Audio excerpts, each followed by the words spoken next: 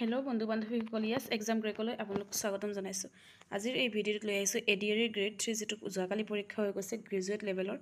সেই পৰীক্ষাটোৰ কাৰণে এটা ভাল খবৰ যে যোৱাকালি যিটো পৰীক্ষা হৈ গৈছে সেই পৰীক্ষাত কিছুমান এনেকুৱা কেণ্ডিডেট আছে বহুত চোকা কেণ্ডিডেট, মানে তেওঁলোকে বহুত ভাল ধৰি লওক APSC লেভেলৰ কেণ্ডিডেট বা তেওঁলোকে APSC প্ৰিলিমছ মেইনছ ক্ৰেক কৰিছে, কিন্তু তেওঁলোকে ফাইনেলত গৈ পোৱা নাই। এনেকুৱা কেণ্ডিডেটসকলে যোৱাকালি এটা পৰীক্ষা হৈ গৈছে য'ত হৈছে RRB এক্সামৰ যিটো PO এক্সাম, সেই এক্সামৰ মেইনছটো পৰীক্ষাটো যোৱাকালি গৈছে 29 ছেপ্টেম্বৰ তাৰিখে।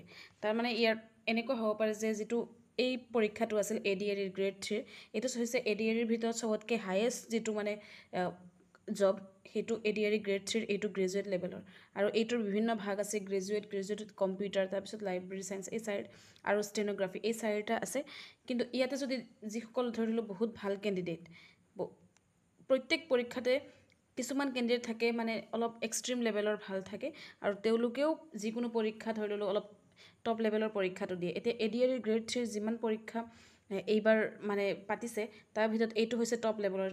কিছুমান কেণ্ডিডেটে এই পৰীক্ষাটোৰ কাৰণে খালি ফৰ্ম ফিল আপ কৰে, বাকী HSLC লেভেলৰ বা এনেকুৱা গ্ৰেড 4ৰ পৰীক্ষাবোৰ তেওঁলোকে এপ্লাই নকৰে। আৰু এই কেণ্ডিডেটখিনিৰ ভিতৰত যোৱাকালি যদি RRB পৰীক্ষাৰ পিঅ'ৰ মেইনছৰ এক্সাম গৈছে, যিসকল কেণ্ডিডেটে প্ৰিলিমছ ক্লিয়াৰ কৰিছিল RRB পৰীক্ষাত, তেওঁলোকে নিশ্চয় মেইনছ পৰীক্ষাৰ কাৰণে বহিব।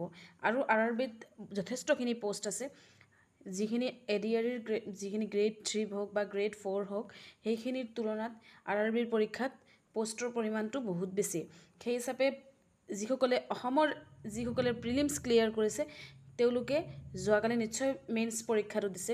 আৰু সেই মেইনছ পৰীক্ষাটো যেতিয়া দিছে তেতিয়া তেওঁলোকে কিন্তু এই পৰীক্ষাটোত এটেণ্ড কৰিব নোৱাৰে। এদিনত দুটা পৰীক্ষা কেতিয়াও এটেণ্ড কৰিব নোৱাৰে।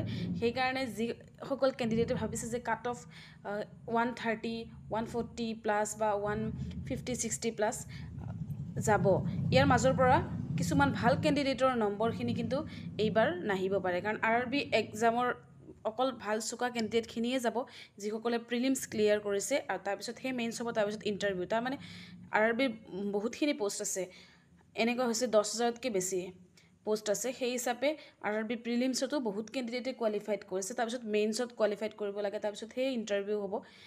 যদি প্ৰিলিমছত ইমান কোৱালিফাইড কৰিছে, অসমৰ ভিতৰৰ পৰা নিশ্চয় ভাল ভাল কেণ্ডিডেটে কোৱালিফাইড কৰিছে। আৰু তেওঁলোকে যদি সেই RRB পৰীক্ষাটো থৈ কেতিয়াও ADR গ্ৰেড 3ৰ এই গ্ৰেজুৱেট লেভেলৰ পৰীক্ষাটো দিবলৈ নাহে।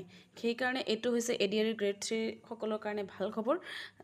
এভাৰেজ কেণ্ডিডেটখিনিয়ে পৰীক্ষা দিব, কিন্তু চোকা কেণ্ডিডেটখিনি সেইপিনে RRBৰ পিনে গুচি যাব। তাতে যদি হাজাৰজন কেণ্ডিডেট বা 500টা কেণ্ডিডেটো যদি সেইপিনে গুচি যায়, কাৰণ ইমান ভেকেঞ্চি বেছি আছে, সেই হিচাপে প্ৰিলিমছতো বেছিকৈ ক্ৰেক কৰিব আৰু সেই হিচাপে মেইনছ পৰীক্ষা দিবলৈ যাব।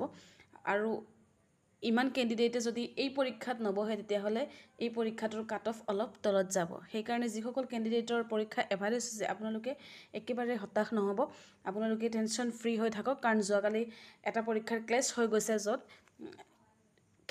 ভাল কেণ্ডিডেটখিনি সেইপিনে RRBৰ পিনে নিশ্চয় পৰীক্ষা দিব গৈছে।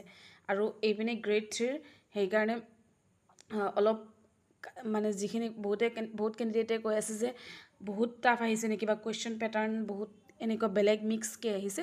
আপোনালোকে একেবাৰে হতাশ নহ'ব, কাৰণ এইটো এটা ভাল খবৰ পোৱা গৈছে যে ক্লেছ হোৱাৰ কাৰণে অলপ ভাল নম্বৰ পোৱাখিনি এটলিষ্ট ইয়াতে অলপ মিনিমাইজ হ'ব, আৰু ভাল নম্বৰ পোৱাখিনি এই পৰীক্ষাটোত বহিব নোৱাৰে। ধন্যবাদ।